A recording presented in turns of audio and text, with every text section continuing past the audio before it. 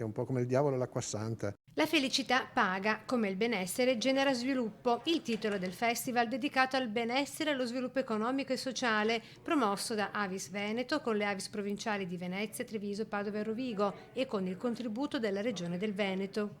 Direi a tutti ovviamente di partecipare perché c'è un occhio diverso con cui si guarda il rapporto tra impresa e territorio e tra volontariato e impresa. E ovviamente al centro c'è sempre la donazione di sangue perché le due cose sono intimamente connesse, no? Si dona sangue se si sta bene, se si ha uno stile di vita sano.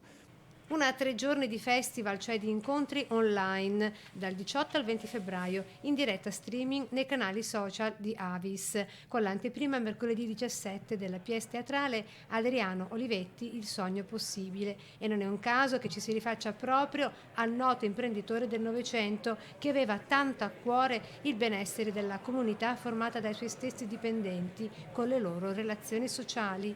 E questa è un'occasione anche bella, insomma, di far teatro. Poi invece negli altri 3 giorni vi sarà un incontro tra coloro che si occupano di impresa, chi rappresenta l'impresa, per esempio Confartigianato, ma anche nello specifico proprio le aziende stesse che daranno la loro testimonianza.